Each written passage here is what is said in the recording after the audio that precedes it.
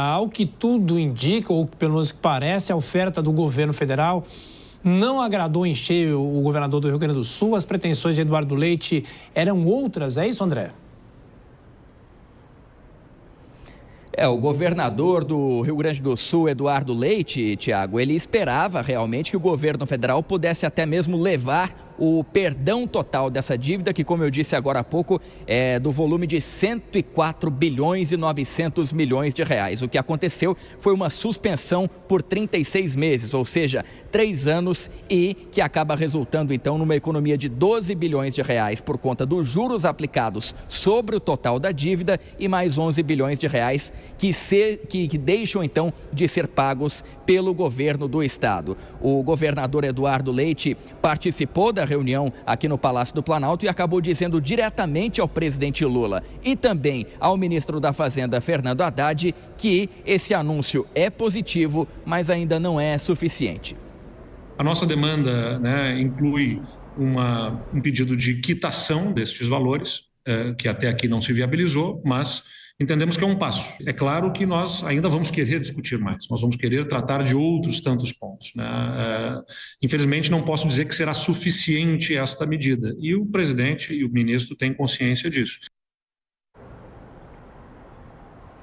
Por outro lado, quem acabou se manifestando logo depois foi o ministro da Fazenda, Fernando Haddad. Ele disse que, no conjunto de tudo que já foi anunciado pelo governo federal desde o início do estado de calamidade, já foram cerca de 50 bilhões de reais e o presidente Lula promete ainda mais ajuda, mas não apenas para o poder público, não apenas para a gestão pública, o estado, mas sim para os diretamente atingidos. Nesse sentido, o presidente Lula já fez, nos últimos dias, anúncios principalmente de antecipação do pagamento de programas sociais, como o Bolsa Família, o Auxílio Gás, e também a antecipação da restituição do imposto de renda para os contribuintes pessoa física e a liberação de crédito para micro e pequenas empresas para que elas possam se restabelecer. O presidente Lula promete, nas próximas horas, fazer novos anúncios, a exemplo desse que está sendo discutido aqui no Palácio do Planalto nesse momento, que pode conceder um voucher de R$5 mil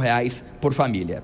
Tiago. Pois é, André, acompanha essa reunião ministerial nesse momento no Palácio do Planalto e há a expectativa de que o presidente vá ao Rio Grande do Sul nessa semana. A gente daqui a pouco fala mais sobre isso também. Eu vou chamar os nossos comentaristas. O Nelson Kobayashi está aqui nos estúdios e Dora Kramer conosco. Oi, Dora, boa noite para você, bem-vinda. A tragédia continua, ainda as autoridades discutindo e o governador Eduardo Leite queria mais do governo federal. Boa noite mais uma vez. Boa noite, Tiago, boa noite, Kobayashi, boa noite a todos. Pois é, o semblante do governador na reunião, a gente logo percebeu que ele não estava nada satisfeito. De qualquer maneira, queria falar um pouco desses números, porque toda ajuda é bem-vinda, as intenções são excelentes, as liberações, tudo é ótimo, mas por enquanto são só números. O que esses números vão representar diante de uma realidade? Só que a gente não tem a realidade ainda, porque o momento ainda não é de reconstrução. O momento, a destruição está em curso, porque famílias recebem, por exemplo, tem linha de crédito para comprar geladeira, fogão, comprar onde? Se o comércio está arrasado, comprar o quê? Ir para onde? Fazer o quê? Então, essa realidade, a gente só vai ver essa dimensão desse dinheiro, esse dinheiro ser materializado em ações quando as águas baixarem. E as águas, infelizmente, estão subindo.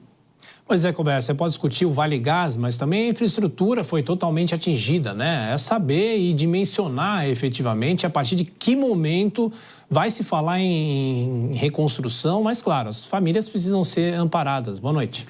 Boa noite, Tiago. Boa noite, Dora Kramer. Boa noite toda a audiência do jornal Jovem Pan. De fato, hoje a gente não tem como mensurar qual é o tamanho dessa destruição no Rio Grande do Sul e o quanto vai se precisar para restituir, de alguma maneira, o que se perdeu. E a gente tem perdas em todas as áreas. A gente tem a questão da estrutura, sim, diversas estradas que foram levadas pelas águas, muitas rodovias estaduais. Nós temos a questão da educação, nós temos a questão da saúde, hospitais também que foram foram impactados por esta crise climática, por essa tragédia e, enfim, várias são as áreas. A gente vai ter, naturalmente, a questão econômica. Muitas empresas fecharam as suas portas, teremos desemprego, então não é uma missão fácil e também não é fácil de saber qual é o número em valores que a gente vai precisar para essa restituição, essa reconstrução. Fato é que, naturalmente, o governador se frustrou porque ele queria quitação total, ele queria o perdão da dívida do Estado do Rio Grande do Sul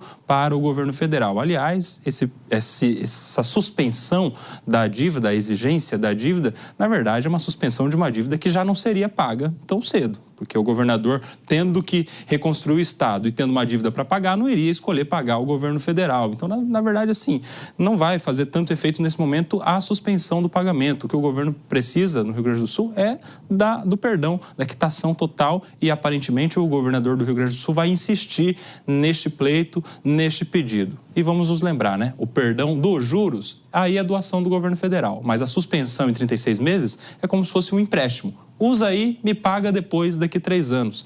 E quando a gente está numa campanha tão grande de doações dos civis, da população, todo mundo doando, por que é que o governo também não doa e não quita a dívida do Rio Grande do Sul? Seria um bom exemplo, acho que já poderia partir daí essa iniciativa do governo federal.